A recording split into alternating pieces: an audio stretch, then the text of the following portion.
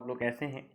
आशा करता हूँ कि आप अच्छे होंगे, स्वस्थ होंगे और अपनी तैयारी के प्रति आप ईमानदारी तरीके से मेहनत करते होंगे और अपने इस भर्ती परीक्षा में आप बेहतर करने का प्रयास कर रहे होंगे। तो मैं बता दूं, मैं आप जैसे बच्चों के लिए ही काम कर रहा हूं और आपके लिए ही काम करता रहूंगा।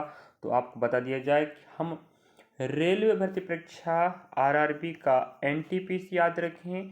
एनटीपीसी परीक्षा चाहे स्नातक स्तर का हो, चाहे वह आपका 12th लेवल का हो, दोनों परीक्षाओं को दृष्टिगत में ध्यान में रखते हुए और साथ में रेलवे की सभी परीक्षाओं को ध्यान में रखते हुए आपको हम तैयारी करवा रहे, ध्यान रखें। और हम हाल ही में एग्जाम हुआ 2025 में, आप पता होनी चाहिए, आरआरबी एनटीपीसी एमसीक्यू 2025 के प्रश्नों का समाधान और भंडारा की लिस्ट में आपको जो क्लास चल रही, रिकॉर्ड क्लास, मैथ्स का वीडियो टॉपिक वाइज चल रहा है, रीजनिंग का टॉपिक वाइज चल रहा है, जीके जीएस का शिफ्ट बाई बिल्कुल पर डे प्रयास हो रहा। और इस वीडियो के माध्यम से हम 6 जून 2025 को एग्ज़ाम हुआ था, उसका थर्ड शिफ्ट ले रहे हैं।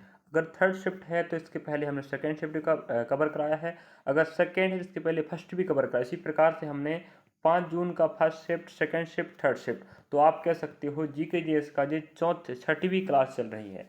अगर आपने पिछले 5 क्लास को अवगत नहीं हुआ है या देखा नहीं तो जाके देख लीजिएगा, क्योंकि जो प्रश्न एग्जाम का पैटर्न है वो सभी शिफ्टों में सेम चल रहा है। वही टॉपिक का प्रश्न पूछ रहा है, वही टाइप का प्रश्न पूछ रहा है, मैथ्स का हो, रीजनिंग का हो, जीके जीएस का हो, आप देख सकते हो, हमारे साथ पढ़ सकते हो बिल्कुल 100% सटीक जानकारी के साथ।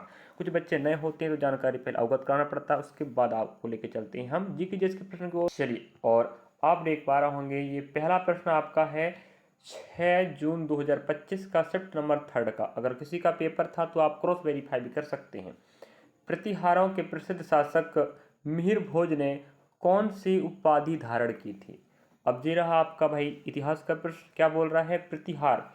याद रखें, प्रतिहार एक वंश है और वही पूछ रहा है आपको कि प्रतिहार हारों के प्रसिद्ध शासक, मतलब प्रतिहार वंश का प्रसिद्ध शासक मिहिर भोज ने कौन सी उपाधि धारण धारण किया था। आपका आंसर आएगा अदिव राय।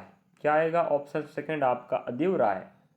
राह। अगला प्रश्न ध्यान रखें, करंट अफेयर पढ़ना चाहते हो तो करंट अफेयर क्लास भी लग रही है, आप करंट अफेयर की प्लेलिस्ट में जाके देख सकते हैं। और कंप्यूटर का याद रखें वेटेज 4 से 5 प्रश्नों का है, एनटीपीसी स्नातक लेवल के प्रश्न के अनुसार बता रहे हैं। तो 12th लेवल एग्जाम में आपको पूरा ये एनटीपीसी का पूरा आपको काम देने वाला है।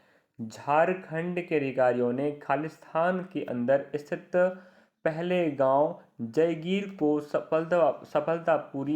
सफलतापूर्वक पूरी तरह से इसके मुख्य क्षेत्र से बाहर स्थानांतरित कर दिया है। तो क्या कहने का मतलब ये है, पलामू टाइगर रिजर्व, जो झारखंड में पलामू टाइगर रिजर्व है, वहाँ जो गांव बसे थे, याद रखें गांव का नाम क्या है, जायगीर। जायगीर की समस्त व्यक्तियों को, समस्त गांव के रहने वालों को इस पलामू टाइगर रिजर्व से बाहर कर दिया गया, मतलब विस्थापन कर दिया गया है। ये आपको प्रश्न पूछ रहा है। अगला प्रश्न आप देख पा रहे होंगे, आधुनिक सीपीयू में एक साथ कई निर्देशों को निष्पादित करने के लिए किस तकनीक का उपयोग किया जाता है। वो आपका ऑप्शन राइट होगा फर्स्ट, पाइपलाइनिंग। क्या आपको पता होनी चाहिए, कंप्यूटर का मस्तिष्क हम सीपीयू को कहते हैं और इसके पहले भी हमें सीपीयू का प्रश्न पूछ चुका है। तो आप समझने का कष्ट करें, कंप्यूटर क्लास भी लग रही है, आप जाके देख सकते हैं। शॉर्टकट की का प्रश्न भी आता है।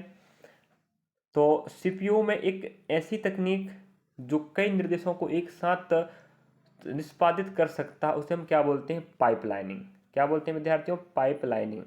और आपको मिक्सअप प्रश्न मिलेगा, पेपर में याद रखें। और 30 प्रश्न आपको रीजनिंग के आएंगे, 30 मैथ्स के आएंगे, 40 जीकेएस के आएंगे सीबीटी 1 में। और हम 2025 भर्ती परीक्षा जो हाल ही में हुआ था, अप टू डेट प्रश्न चल रहे हैं। तो आप बिल्कुल मैथ्स पढ़ना चाहें पढ़ सकते हैं, रीजनिंग पढ़ना चाहें पढ़ सकते हैं, फ्री ऑफ कॉस्ट। अगला प्रश्न आप देख पा रहे होंगे, श्रम ब्यूरो द्वारा आयोजित 6वें वार्षिक बेरोजगार सर्वेक्षण में भारत में पुरुषों का श्रम बल भागीदारी दर कितनी परसेंट बताई गई। मतलब आप कह सकते हो 100% में से 76.4% श्रम बल में पुरुषों की भागीदारी है। बाकी आप कह सकते हो महिलाओं की रहेगी भाई। तो पूरे भारत में सबसे ज़्यादा पुरुष वर्ग काम करता है। श्रम मतलब काम, मजदूरी कौन कर रहा है, श्रम। आप कह सकते हैं 76.4% पूरे भारत में पुरुषों के द्वारा भागीदारी है। अगला प्रश्न आप देख पा रहे होंगे, और करंट अफेयर की बात करें तो 8 से 9 प्रश्नों का वेटेज रहने वाला है, और आप एग्जाम देकर आए होंगे तो पता ही होगा। ग्लोबल डेट रिपोर्ट 2025 के अनुसार, ग्लोबल डेट रिपोर्ट 2025 के अनुसार 2024 में OECD देशों में घरेलू सॉवरेन बॉन्ड की केंद्रीय बैंक होल्डिंग्स का हिस्सा कितना है।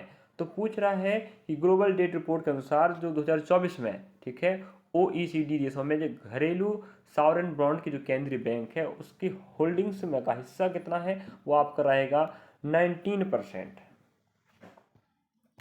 अगला प्रश्न आप देख पा रहे होंगे, और करंट अफेयर के ही प्रश्न याद रखिए वाले। सितंबर 2024 में uniform code of pharmaceutical marketing practices UCPMP 2024 ने अपने दिशा निर्देशों को निम्नलिखित में से किस क्षेत्र तक बढ़ाया है। तो याद रखिए वो आपका ऑप्शन राइट होगा, चिकित्सा उपकरण निर्माताओं के क्षेत्र तक बढ़ाया है।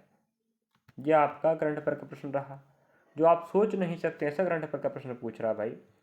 भारतीय संविधान के किस अनुच्छेद के तहत मौलिक अधिकारों के प्रवर्तन के लिए रिट जारी करने की शक्ति सर्वोच्च न्यायालय में नहीं था। याद रखें, रिट से संबंधित प्रश्न हमें पिछले शिफ्टों में पूछ चुका है, और याद रखें ये हमारी 6वीं क्लास चल रही रीजनिंग GKGS की। इसका मतलब ये हुआ कि इसके पहले 5 शिफ्ट हमने कवर करा दिया।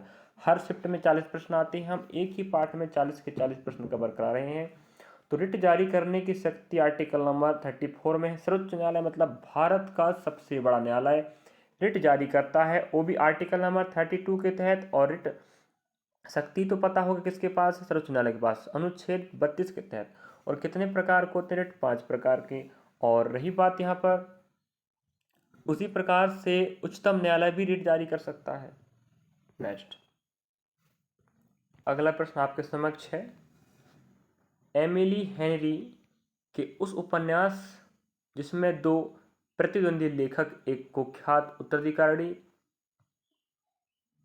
की जीवनी लिखने के लिए प्रतिस्पर्धा करते हैं का नाम क्या है। तो याद रखें उसका नाम क्या है, ग्रेट बिग ब्यूटीफुल लाइफ, मतलब एक आपकी लेखिका है, ठीक है, उसका नाम क्या है, एमिली हेनरी। तो जी आप करंट अफेयर का प्रश्न हुआ, तो एमिली हेनरी की पुस्तक उपन्यास का नाम क्या है, ग्रेट बिग ब्यूटीफुल लाइफ। इसमें क्या दिखाया गया है, प्रतिद्वंदी लेखक और उसका उत्तराधिकारी के जीवनी से संबंधित एक क्या है, प्रतिस्पर्धा से संबंधित एक उपन्यास है एमिली हेनरी की, जिसका नाम क्या है भाई, ग्रेट बिग ब्यूटीफुल लाइफ। अगला प्रश्न आपके समक्ष है, निम्नलिखित में से कौन सा संकेतक जनसंख्या में व्यक्तियों के बीच आय के वितरण में असमानताओं को दर्शाता है। तो आप आंसर होना चाहिए लॉरेंज वक्र। तो ये ऐसे प्रश्न याद रखें, ये आपको SSC, बैंक, रेलवे सभी भर्ती परीक्षाओं में आपको सहयोग करने वाले हैं, और खासकर रेलवे की सभी भर्ती परीक्षाओं में यही पैटर्न का प्रश्न पूछने वाला है। और उसके पहले भी प्रश्न हुआ, पेपर हुए हैं, आप तो दिए होंगे, याद रखें। तो लॉरेंज वक्र एक ऐसा संकेतक है जो जनसंख्या में व्यक्तियों के बीच आय के असमानता के वितरण को दर्शाता है। अगला प्रश्न आप देख पा रहे होंगे, लोक अदालत की कार्यवाही खालिस्तान होती है। मतलब लोक अदालत, दीवानी अदालत, सत्र न्यायालय, जिला न्यायालय, उच्च न्यायालय, उच्चतम न्यायालय, इस प्रकार के अदालत होते हैं, न्यायालय होते हैं। वहीं पूछ रहा है लोक अदालत की जो कार्यवाही होती है, याद रखें वो समन्वयात्मक, क्या समन्वयात्मक होती है। आप देख पा रहे होंगे साइंस का प्रश्न, ऊर्जा की एसआई मात्रक क्या है। तो याद रखें जूल है, और कार की भी एसआई मात्रक क्या होती है, जूल होती है, जिसे जे के माध्यम से दिखाया जाता है, ठीक है। और केल्विन को के, भाई न्यूटन को एन से, और वाट को डब्ल्यू से। इस प्रकार से आपको इनका एसआई मात्रक व संकेत भी आपको पता होनी, तो आप समझ जाएं साइंस का, इतिहास का, भूगोल का, राजनीति अर्थशास्त्र का, करंट अफेयर का, कंप्यूटर का पूरे प्रश्न यहीं मिले। और आपको इंतला कर दो मेरे प्यारे विद्यार्थियों, मैथ्स का वीडियो, रीजनिंग का वीडियो देखना ना भूलें। बिल्कुल मैथ्स और रीजनिंग को हम बिल्कुल टाइप टू टाइप प्रश्न कवर करा रहे हैं, मतलब जो जो प्रकार के प्रश्न आ रहे हैं उनको सिस्टमेटिक कवर। जैसे मैथ्स की बात करें, हम मैथ्स के 7 से 8 अध्यायों को एक साथ लिया है और उनको एक क्लास में पूरे वही अध्याय के प्रश्न कवर हो रहे हैं। रीजनिंग में बिल्कुल टॉपिक उठा के बिल्कुल वही टॉपिक पढ़ा रहा है जो पेपर में छपेगा, याद रखें। तो आप जाके एक बार विजिट कर लो, अगर विश्वास होगा तो कर लीजिएगा, वरना ना करें, कोई दिक्कत नहीं है। जो पढ़ेगा सो पढ़ेगा भाई। हम अपना और आपका जो कीमती समय कभी बर्बाद नहीं करेंगे, चिंता ना करें आप लोग। एक होर अश्वत्थामा, याद रखें, एक होर अश्वत्थामा पुस्तक के लिए डोंगरी साहित्य हेतु साहित्य अकादमी पुरस्कार 2024 से किसे सम्मानित किया गया है। अभी तक आपने देखा दो पुस्तक से संबंधित प्रश्न पूछ लिया, तो बोल रहा है एक होर अश्वत्थामा एक डोंगरी साहित्य से संबंधित क्या है, एक पुस्तक है। इसको साहित्य अकादमी 2024 द्वारा पुरस्कार दिया गया है। वो उस व्यक्ति का नाम पूछ रहा है, वो कौन है आपके, चमन अरोड़ा। ठीक है, तो एक होर अश्वत्थामा के लेखक कौन है, चमन अरोड़ा। इन्हें 2024 का साहित्य अकादमी और भी डोंगरी साहित्य के लिए नवाजा गया है। अगला प्रश्न आप देख पा रहे होंगे, निम्नलिखित में से कौन सा भारत में सिंचाई में सबसे बड़ा योगदान करता है। मतलब सबसे ज़्यादा सिंचाई भारत में किस क्षेत्र से की जाती है, किसके माध्यम से की जाती है, ये पूछना चाह रहा, याद रखें। ऑप्शन अपना राइट होगा ट्यूबवेल एवं नहर, क्योंकि अधिकांश देखो या तो कुआं या तो ट्यूबवेल होता है, उसके बाद नहर आता है, लेकिन यहाँ पर अपने पास ट्यूबवेल है, मतलब होता है बोर, है कि नहीं, भूमि जल जिसे कह सकते हो आप लोग। और नहर, अगर कुआं होता तो कुआं आंसर आ जाता, उसके बाद ट्यूबवेल आता, फिर आपके नहर आएंगे, तो आपका राइट आंसर होगा ट्यूबवेल और नहरों के माध्यम से भारत में सबसे ज़्यादा खेती में सिंचाई किया जाता है। अगला प्रश्न आपके समक्ष इतिहास का, मौर्योत्तर साम्राज्यों के दौरान एक आंतरिक व्यापार मार्ग उत्तरापथ खालिस्तान जोड़ता था, याद रखें। तो मौर्य काल में एक आंतरिक व्यापार मार्ग बनाया गया था जिसका नाम क्या था, उत्तरापथ, जो खालिस्तान से जोड़ता था। कहना मतलब यह है कि कहाँ से कहाँ था, तो याद रखें भारत के उत्तरी और पूर्वी भागों को, याद रखें भारत के उत्तरी और पूर्वी भागों को उत्तर पश्चिमी क्षेत्र से जोड़ता था। क्या समझे आप लोग, भारत का उत्तर और पूर्वी भाग, उत्तर और पूर्वी भाग को समझे, उत्तर और पश्चिमी हिस्से को जोड़ता था। यहाँ से आप कह सकते हो यहाँ इतने हिस्से को जोड़ने का काम कौन करता था, उत्तरापथ। और यह किसके शासनकाल बनाया गया था, मतलब मौर्य साम्राज्यों के शासनकाल में, जो एक आंतरिक व्यापार का मार्ग हुआ करता था। अगला प्रश्न आप देख पा रहे होंगे, MS एक्सेल वर्कबुक को सेव करने के लिए किस कीबोर्ड शॉर्टकट का उपयोग किया जाता है। आप याद रखें Ctrl+S, मतलब कंट्रोल, आपने देखा होगा एक बटन होता है कीबोर्ड में, उसको और आप एस को जब एक साथ प्रेस करेंगे तो आप वर्कबुक में जो कार्य आप कर रहे होते हैं, याद रखें MS एक्सेल में वर्कबुक को आप सेव कर सकते हो। और रही बात यहाँ पर, हम आपको बता दें MS ऑफिस और MS एक्सेल, और आप कह सकते हैं जो आपकी विंडोज की शॉर्टकट की होता है, उन सब की क्लास हम लगा चुके हैं। कंप्यूटर की प्लेलिस्ट में आपको मिल जाएगी, विद्यार्थियों जाके देखें। और याद रखिए 4 से 5 प्रश्न आएंगे भाई कंप्यूटर की, जी आपको बता दे रहे हैं।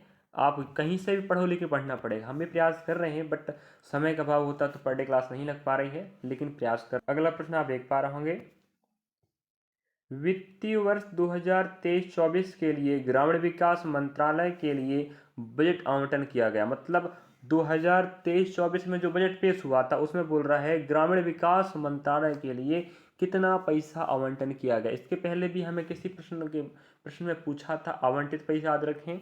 तो आप सोच सकते हैं बजट का प्रश्न पूछा, पैसा पूछ रहा भाई किस मंत्रालय को, ग्रामीण विकास मंत्रालय के खाते में कितना पैसा दिया जाएगा ग्रामीण विकास के लिए। तो याद रखें, आप देख पा रहे होंगे 1,59,964 करोड़, 1,59,964 करोड़ रुपए की राशि 2023-24 के वित्त वर्ष के द्वारा आवंटन किया गया था। नेक्स्ट, गर्स ने किस प्रेसिडेंसी में अंग्रेजों के विरुद्ध विद्रोह किया था जब अंग्रेजों ने उनके सैन्य और भूमि अधिकारों को छीनने का प्रयास किया था। तो आपका आएगा मद्रास प्रेसिडेंसी। ठीक है, तो मद्रास प्रेसिडेंसी, गर्स ने अंग्रेजों के विरुद्ध लड़ाई लड़ा था, उनके सैन्य और भूमि अधिकारों को छीनने का प्रयास किया था इस कारण से। और हम इस वीडियो के माध्यम से जो पर डे क्लास लग पा रहा है, तो तो कभी कभी हो पाता नहीं लग पाता। इन वीडियो के माध्यम से आपको ये दिखाना चाह रहे हैं कि प्रश्न का लेवल कैसा था और कैसा आने वाला है, किस टॉपिक से कितने आने वाले हैं, किस सब्जेक्ट से कितने कितने प्रश्न आ रहे हैं। ये आपको आइडिया लग जाएगा जब आप शिफ्ट बाय डे देखोगे तो। और टॉपिकों को आप उठा उठा के पढ़ें। भारत की कोन्याक जनजाति, क्या भारत की कोन्याक जनजाति मुख्य रूप से भारत के निम्नलिखित में से किस राज्य में पाई जाती है? तो याद रखें, नागालैंड और अरुणाचल प्रदेश में। और आपको बता दूं, जब एग्जाम चल रहा था एनटीपीसी स्नातक स्तर का, तो मैं जीकेजीएस का एनालिसिस कवर करा रहा था। तो आप हमारे प्लेलिस्ट में आप जाके विजिट कर सकते हो, आरआरबी एनटीपीसी जीकेजीएस का एनालिसिस में। वहाँ पर भी आपको इन सब प्रश्नों का आपको व्याख्या मिल जाएगा। तो जो कोन्याक जनजाति है, जो नागालैंड और अरुणाचल प्रदेश में पाई जाती है। अगला प्रश्न आपके समक्ष है, अप्रैल 2025 में नीति आयोग ने ऑटोमोटिव उद्योग वैश्विक मूल्य श्रृंखलाओं में भारत की भागीदारी को सशक्त बनाने शीर्षक से एक रिपोर्ट जारी की है। इस रिपोर्ट का प्राथमिक उद्देश्य क्या है? मतलब क्या पूछना चाह रहा है आपको, ऑटोमोटिव उद्योग वैश्विक मूल्य श्रृंखलाओं में भारत की भागीदारी को सशक्त बनाना। एक क्या है, ये शीर्षक है, समझे? यहाँ से यहाँ तक याद रखिए, यहाँ से पूरा ये आपका शीर्षक कहलाएगा। इसका प्राथमिक उद्देश्य क्या है ये पूछ रहा है। तो आप ऑप्शन आप पहला राइट होगा, वैश्विक मोटिव मूल श्रृंखलाओं में भारत की भूमिका बढ़ाने के लिए रणनीति प्रस्तावित करना ही इसका क्या है, उद्देश्य है। तो ये आपका करंट अफेयर का प्रश्न। अगला प्रश्न आप देख पा रहे होंगे, CH3COONA की उपस्थिति में CH3COOH की विलेयता खालिस्तान के कारण कम हो जाती। याद रखें, सम आयन प्रभाव, मतलब इन दोनों में जो आयन है सम है, तो इसके प्रभाव से विलेयता क्या हो जाती है, घुलने की जो क्षमता याद रखें कम हो जाती है। तो सम आयन प्रभाव के कारण घुलना थोड़ा सा कम हो जाता है। अगला प्रश्न आप देख पा रहे होंगे, निम्नलिखित में से कौन सा उपन्यास, ठीक है, कौन सा उपन्यास कुर्तुल एन हैदर द्वारा 1959 में लिखा गया था और यह भारत विभाजन पर अपनी गहन अंतर्दृष्टि के लिए प्रसिद्ध है? आग का दरिया, क्या वही 1959, ध्यान रखें, मतलब आज़ादी के बाद 1959 में लिखा गया, और यह भारत की विभाजन से संबंधित एक पुस्तक है। उसका नाम क्या, आग का दरिया। और कौन लिखा भाई, कुर्तुल एन हैदर। याद रखिए, आप देख पा रहे होंगे, कुर्तुल एन हैदर द्वारा 1959 में लिखा गया पुस्तक आग का दरिया, जो भारत के विभाजन से संबंधित एक गहन अंतर्दृष्टि है। अगला प्रश्न आपके समक्ष, आप लोग लास्ट तक बने रहें, आपको हम 100 प्रश्न लेकर जाएंगे और सिस्टमेटिक प्रश्न नहीं मिलेगा आपको, बिल्कुल मिक्सअप प्रश्न मिलता है, वहीं मैथ्स का, वही रीजनिंग का, जीकेजीएस का। तो हम स्टॉप कर करके आपको सिर्फ जीकेजीएस कवर करा रहे हैं, बाकी मैथ्स रीजनिंग अलग अलग कवर होगा। नेक्स्ट, काजी सिंह और भीमा नायक जैसे भील लीडरों के नेतृत्व में भील विद्रोह किस वर्ष हुआ था? हमें पूछ रहा है कि भील विद्रोह कब हुआ था। इसके पहले हमें पाइका विद्रोह, संथाल विद्रोह, ऐसे भी प्रश्न पहले भी पूछ चुका है। तो याद रखें, 1817 में पाइका विद्रोह हुआ था, वही 1818 में आपका भील विद्रोह हुआ था। भीमा नायक और काजी सिंह जैसे भील आपके लीडरों के नेतृत्व में भील विद्रोह का शुभारंभ हुआ था। अगला प्रश्न आपके समक्ष है, पुस्तक power with in the leadership legacy of Narendra Modi, क्या है? Power with in the leadership legacy of Narendra Modi निम्नलिखित में से किसने लिखी है? तो ऑप्शन आपके पास राइट होगा, डॉक्टर आर बाला सुब्रमण्यम। तो डॉक्टर आर बाला सुब्रमण्यम द्वारा मोदी जी के जीवन पर आप कह सकते हो उन संबंधित एक पुस्तक है, या आप कह सकते हो उनके जो राजनीतिक करियर है उसका नाम क्या है, power with in the leadership Galaxy of Narendra Modi, समझे? और किसने लिखा है? डॉक्टर आर बाला सुब्रमण्यम। किससे संबंधित है? भारत के वर्तमान प्रधानमंत्री श्री नरेंद्र दामोदर दास मोदी। अगला, कंप्यूटर के प्रश्न आप फिर देख पा रहे होंगे, कीबोर्ड का कौन सा शॉर्टकट विंडोज ओएस में किसी फाइल को रिसाइकल बिन में भेजे बिना उसे स्थायी रूप से डिलीट कर देता है? आपको बता दूं, शिफ्ट प्लस डिलीट। अगर आप सिर्फ डिलीट का उपयोग कर रहे हो, अगर आप किसी डाटा को डिलीट कर रहे हैं माना जाए, तो बस सेव वाले में चला जाएगा, लेकिन सॉरी रिसाइकल बिन में जाएगा। लेकिन अगर आप डाटा डिलीट करते समय शिफ्ट प्लस, अगर आपने शिफ्ट प्लस डिलीट शॉर्टकट की का उपयोग किया, तो जो डाटा आप डिलीट कर रहे होंगे वो आपका पूरी रूप से अस्थायी नहीं स्थायी रूप से डिलीट हो जाएगा, वो रिसाइकल बिन में नहीं जाएगा, फिर आप वहाँ से वापस नहीं ला सकते। तो आप समझ लीजिएगा। मैं याद रखें, मैं विंडोज शॉर्टकट की भी पढ़ा चुका हूँ, संभवतः सेकेंड क्लास था। फर्स्ट क्लास आपका एम एस ऑफिस शॉर्टकट की था, और सेकेंड आपका विंडोज शॉर्टकट की था। आप जाके वेट कर लीजिएगा विद्यार्थियों, इसको भी पढ़ाया, याद रखें। नेक्स्ट, उत्तरी मैदान का कौन सा क्षेत्र पुराने जलोढ़ से बना है? भांगर। कहने का मतलब ये है भाई, जलोढ़ मतलब होता है जलोढ़, जल के बहाव से जो मिट्टी आती है, याद रखें, उसे हम क्या बोलते हैं? जलोढ़ मिट्टी। और रही बात, अगर वहीं बात करें भाई भांगर मतलब ऐसी मिट्टी जो पुरानी है, खादर मतलब जो नहीं है। अगर आप यहाँ आपका नदी है माना जाए, या आप कह सकते उत्तरी मैदान है, अगर जब जो जल होता है अपने साथ जो मिट्टी लेकर आता है नया वाली, उसको हम बोलते हैं खादर। जब जो मिट्टी पुरानी हो जाती है उसे हम बोलते हैं भांगर। वहीं पूछ रहा है, पुरानी बोल दिया ना, पुरानी जलोढ़ जलोढ़ से बना है उसे बोलते हैं भांगर, और नए से बनेगा तो उसे बोलते हैं खादर। ये प्रश्न एक बार नहीं कितनों बार प्रश्न पूछ चुका है ऐसे वाले। अभिधम पिटक निम्नलिखित में से किस क्षेत्र का गहन अन्वेषण करता है? याद रखें एक बात, अभिधम जो पिटक है ये बौद्ध धर्म से संबंधित आपका ग्रंथ है, और वही पूछ रहा है किस क्षेत्र से संबंधित है, वह क्या जानकारी देता है।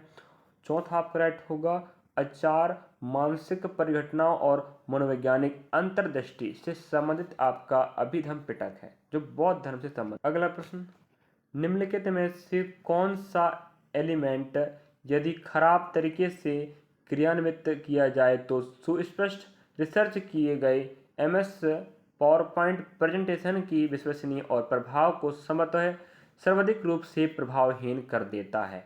अब फिर आप देख पा रहे हैं कंप्यूटर का प्रश्न आया, तो ऑप्शन आपका बी राइट होगा, स्लाइड मास्टर्स और टेम्पलेट का असंगत उपयोग। ठीक है,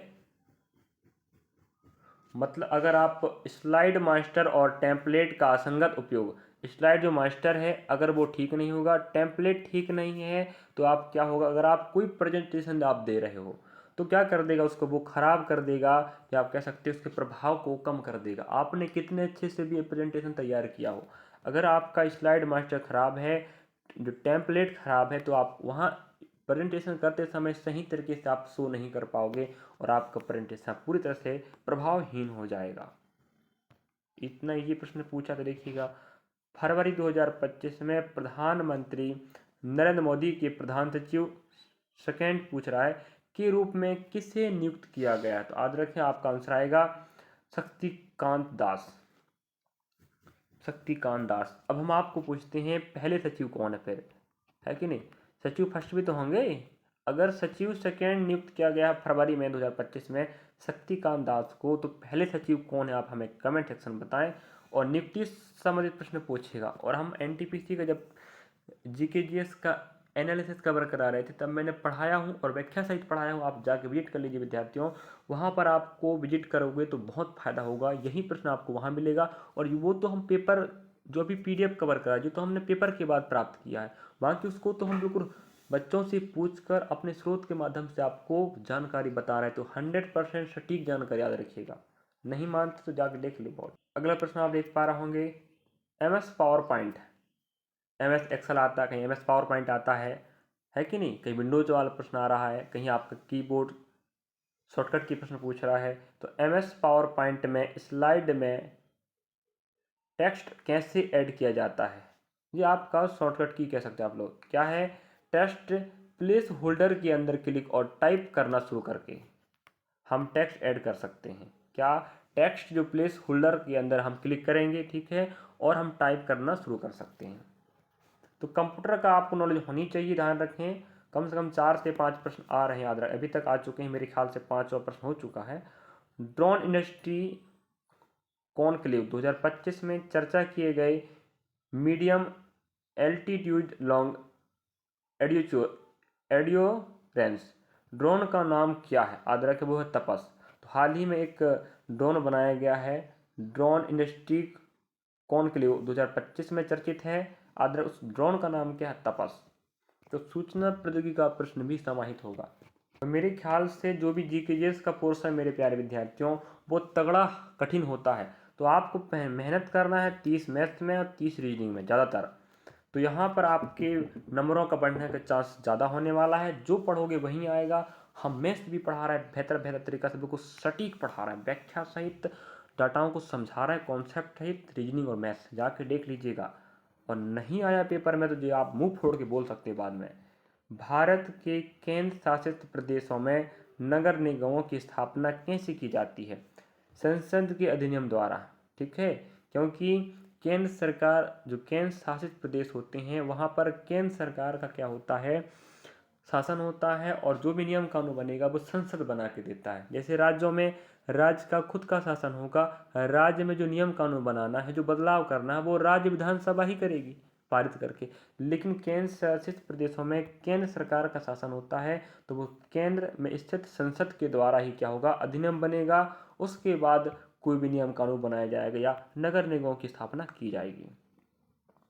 अगला प्रश्न, एमिनो अम्ल में कौन सा प्रकार्यात्मक समूह सीधे पेप्टाइड आबंध बनाने में शामिल होता है? तो ऑप्शन आप देख पाएंगे, फर्स्ट कार्बोक्सिल और एमिनो समूह। थोड़ा सा हटीला सा प्रश्न पूछ रहा है क्योंकि स्नातक लेवल का है, थोड़ा सा हार्ड तो पूछेगा ना, और ग्रुप डी में भी आपको काम देने वाले ऐसे प्रश्न। तो कार्बोक्सिलिक और एमिनो समूह क्या करते हैं, पेप्टाइड आबंध बनाने में सहायता करते हैं एमिनो अम्ल में। अगला प्रश्न आपके समक्ष है, अप्रैल 2025 में निम्नलिखित में से कौन सा फुटबॉल खिलाड़ी क्लब और देश सहित 900 पेशेवर करियर गोल तक पहुंचने वाला पहला खिलाड़ी बन गया? देखिएगा, 900 गोल भाई, 900 पेशेवर गोल करने वाला पहला खिलाड़ी बन गया है 2025 आंकड़ों के अनुसार। तो आपका आएगा क्रिस्टियानो रोनाल्डो। समझे, ये बहुत प्रसिद्ध व्यक्ति, याद रखें, फुटबॉल के एक अच्छे प्लेयर हैं। और क्रिस्टियानो रोनाल्डो जो 900 गोल करने वाले पहले विश्व के खिलाड़ी बन चुके हैं। और आप हमें कमेंट सेक्शन में बताएं कहाँ के रहने वाले हैं, किस देश के रहने वाले हैं, क्योंकि प्रश्न पूछ सकता है भाई, क्योंकि जो आपका इंटरनेशनल लेवल का करंट पर प्रश्न पूछा है। नेक्स्ट अगला प्रश्न, लास्ट तक बने रहें। भारतीय राष्ट्रीय मानव अधिकार आयोग में पूर्णकालिक कार्मिकों की कुल संख्या कितनी होती है? आप देख पा रहे हो प्रश्न का लेवल क्या पूछा है। ये पूछ लेता कि राष्ट्रीय मानव अधिकार दिवस स्थापना कब हुई है, तो बताते 1993 भाई, है कि नहीं? प्रश्न पूछ चुका है इसके पहले भी। वही तो बोल रहा हूँ, जो प्रश्न एक बार आ रहा है ना, उससे संबंधित टॉपिक प्रश्न जरूर आ रहा है। तो हम वही तो दिखाने काम कर रहे हैं, आप खुद भी समझिएगा तर्क वितर्क करके, क्योंकि एक्स्ट्रा फैक्ट ज़्यादा बताना और व्याख्या बताने में वक्त बहुत लगेगा, डाटा आपको फिर कम मिल पाएगा। तो आपके पास जिम्मेदारी बनती है, अपने पास समय बचा है। एग्जाम अगले महीने स्टार्ट होने वाला 7 अगस्त से, जो चलेगा संभवतः 8 जुलाई तक। तो एग्जाम अगर लेट है तो बढ़िया है, हम जीकेजीएस का एनालिसिस करवा देंगे, वहाँ फिर मजा जाएगा तुम्हें। ठीक है, तो हम जीकेजीएस का एनालिसिस भी कवर कराते हैं, पेपर में ध्यान रखें। तो पूर्णकालिक कार्मिक सदस्यों की संख्या पूछ रहा है, ऑप्शन अपना राइट होगा, 1 अध्यक्ष और 5 सदस्य होते हैं पूर्णकालिक। समझे, 1 अध्यक्ष रहेगा पूर्णकालिक और 5 आपके सदस्य होते हैं राष्ट्रीय मानवाधिकार आयोग में। और अंतर्राष्ट्रीय मानव अधिकार दिवस 10 दिसंबर को मनाया जाता है, ये भी याद रखें। अगला प्रश्न आप देख पा रहे होंगे, श्रम ब्यूरो द्वारा आयोजित 6वें वार्षिक बेरोजगार सर्वेक्षण के अनुसार भारत में श्रम बल में किस आयु वर्ग की भागीदारी सबसे अधिक है? अभी याद रखें, बिल्कुल इसी ही आयोग का या जो श्रम ब्यूरो द्वारा आयोजित जो 6वीं रिपोर्ट है बेरोजगारी और रोजगारी सर्वेक्षण का, भारत में बल श्रम ही पूछा था, नहीं पूछा था, हमने कितना बोला था, 76.4%। याद है कि नहीं? सबसे ज़्यादा बल श्रम में किसका योगदान होता है? पुरुषों का, ये भी पूछ सकता है। और कितना परसेंट ये पूछा था, तो याद रखें भारत में 76.4% योगदान है श्रम में, वो भी पुरुषों का। अब क्या पूछ रहा है, कौन सा आयु वर्ग इसमें शामिल है? तो आपका आंसर आएगा 25 से 29। इस आयु वर्ग का सबसे ज़्यादा श्रम बल में योगदान दे रहा है, या आप कह सकते सबसे ज़्यादा इसी एज के लोग काम कर रहे हैं। अगला प्रश्न आपके समक्ष है, मार्च 2025 में भारतीय संसद ने आव्रजन और विदेशी विधेयक 2025 पारित किया। इस कानून द्वारा निम्नलिखित में से किस अधिनियम को विशेष रूप से निरस्त किया गया है? तो आपका आंसर आएगा ऑप्शन चौथा, विदेशी अधिनियम 1946। याद रखें, विदेशी अधिनियम 1946 को संशोधित किया गया है और 2025 विधेयक पारित किया गया है, इसे अब निरस्त कर दिया गया है। अगला प्रश्न, भारत के पूर्वी तटीय मैदानों को किस प्रकार के तट के रूप में सर्वोत्तम रूप से वर्णित किया जाता है? तो पूर्वी तट, पूर्वी घाट, पश्चिमी तट, प्रायद्वीपीय एरिया, नदी, पर्वत, ऐसे प्रश्न आपको पूछ रहा है। वर्षा, भूगोल की बात कर रहा हूँ।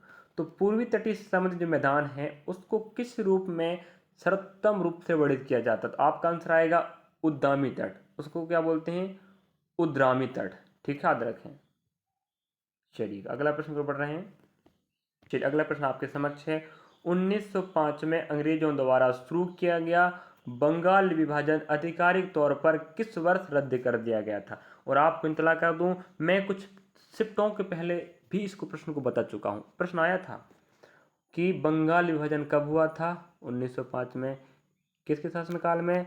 Lord Curzon. पता होनी चाहिए भाई, जो चीज़ पूछ चुका है ऐसा कि नहीं कि दोबारा नहीं पूछता है। रेलवे का जो फंडा है, रीजनिंग तो बिल्कुल सेम टू सेम पूछेगा। अगर आप रीजनिंग के कम से कम 5 टाइप अगर समझ लिए तो समझ जाओ आपका कॉन्सेप्ट बैठ गया। लेकिन हमने 2 या 3 ही शिफ्ट कवर कराए, उसके बाद अब बिल्कुल टॉपिक उठा उठा के पढ़ा रहा है। एक ही टॉपिक या एक ही प्रकार के 5-5 प्रश्न, और इतना समझ लीजिएगा कि दोबारा वो आएगा। तो 5 प्रश्नों में आप तर्क वितर्क कर सकते हो, इसलिए हम आपको बिल्कुल टाइप वाइज क्लास चला रहे हैं। रीजनिंग का और मैथ्स का अध्यायवार चल रहा है, मतलब 7-8 अध्याय एक साथ कवर कर रहे हैं। आप जाके देख सकते हैं प्ले लिस्ट में। और मज़ा नहीं आया पढ़ने में तो कह दीजिएगा। तो 1905 में बंगाल विभाजन में लॉर्ड कर्जन शासनकाल में, 1911 में लॉर्ड हार्डिंग, ये भी बात बताया था मैं, लॉर्ड हार्डिंग के द्वारा क्या कर दिया गया था? निरस्त कर दिया गया था।